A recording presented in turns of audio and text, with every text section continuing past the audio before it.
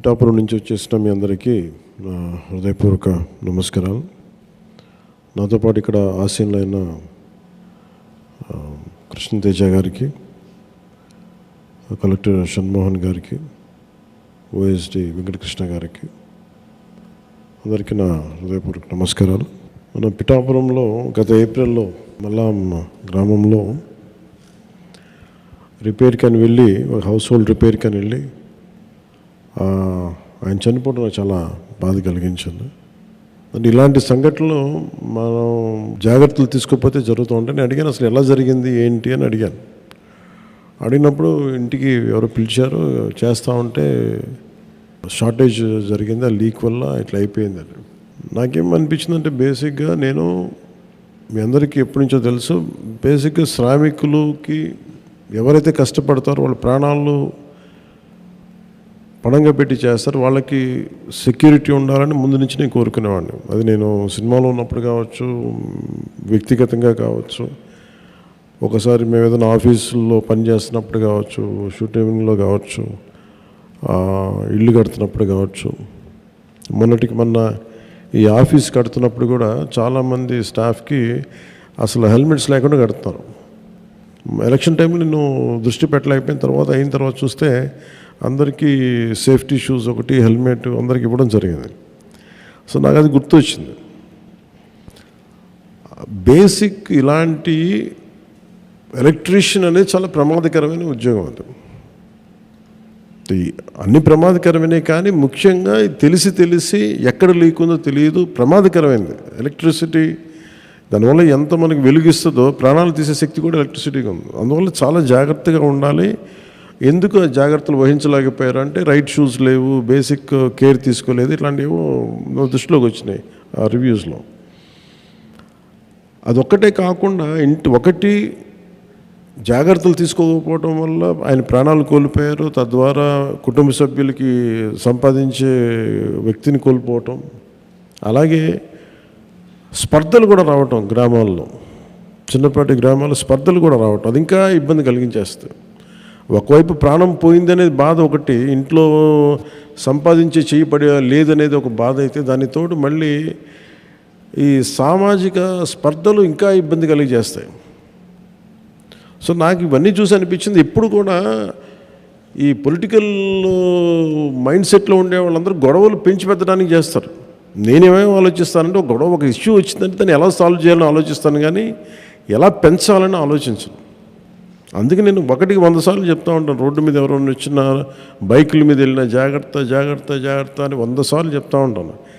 నాకు పరిధిలో ఉన్నంత వరకు మా అందరికీ కూడా అధికార యంత్రాంగం కావచ్చు, ఆఫీస్ వాళ్ళు కావచ్చు, ఎవరికైనా సరే జాగ్రత్తలు తీసుకోండి అని చెప్పి 100 సార్లు చెప్తాను, ఈవెన్ చిన్నపాటి ఫంక్షన్ చేసినా కానీ. అలాంటిది మీకు నేను ప్రాతినిధ్యం వహిస్తున్న పిఠాపురంలో జరగటం చాలా బాధ కలిగించింది.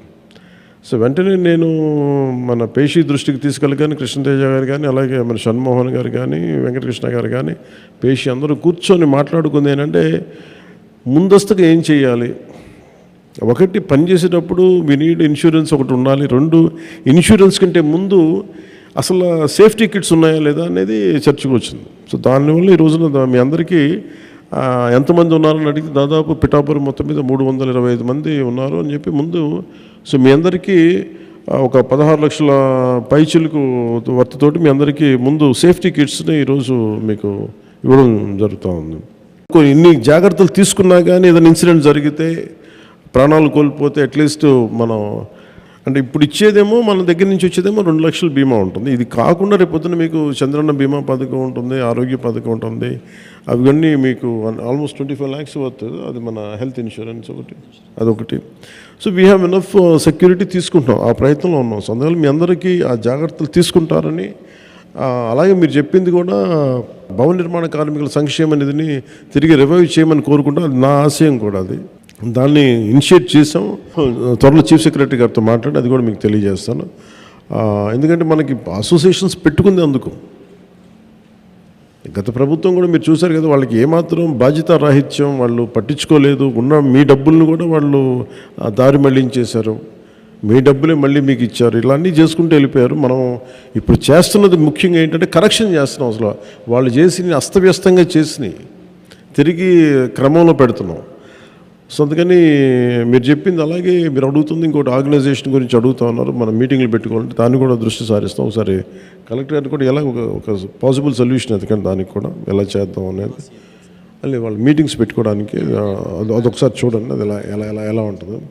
నేను ఆ బాధను అర్థం చేసుకొని ప్రతిసారి ఇంకో ఏదో గుడిలో పెట్టుకోవడం కాకుండా ఒక పర్మనెంట్గా ఒకటి ఉంటే బాగుంటుంది. దానికి ఏం చేయాలి సార్ ఆలోచించండి దాని మీద. మీ అందరికీ ప్రత్యేకించి నా జాగ్రత్తలు తీసుకొని అదొకటే మిమ్మల్ని వేడుకుంటూ ఉన్నాను. ఎందుకంటే మీరు ప్రాణాలు పోతే తిరిగి రావు. అందుకని మనందరం అర్థం చేసుకొని సాధ్యమైనంత మన చేతిలో ఉన్నంత వరకు ఎంత జాగ్రత్తలు తీసుకోవాలని జాగ్రత్తలు తీసుకోండి. అండ్ సేఫ్టీ ఎక్విప్మెంట్ దయచేసి వాడండి. అలాగే ఈ ఐటీఐ చదివిన వాళ్ళు కానీ వీళ్ళందరూకి ఏదన్నా జాబ్ మేళా లాంటిది ఉంటుంది అని బాగున్నారు. అది నేను చాలా రోజు నుంచి అనుకుంటా ఉన్నాను. ఇది ఒక ఐటీఐకే కాదు మిగతా పాలిటెక్నిక్ అన్నిటికీ కూడా కన్సిస్టెంట్గా ప్రతి 4-5 నెలలకి 6 నెలలకి ఒక జాబ్ మేళా పెట్టాలనేది నేను వర్కౌట్ చేస్తాను. అది త్వరలోనే ముందుకు తీసుకొస్తాను మీ దగ్గరికి. 3 నెలలకు ఒకసారి పెడతాను. సో మీ అందరికీ మరోమారు ధన్యవాదాలు తెలుపుకుంటూ సెలవు తీసుకున్నాను. జై హింద్.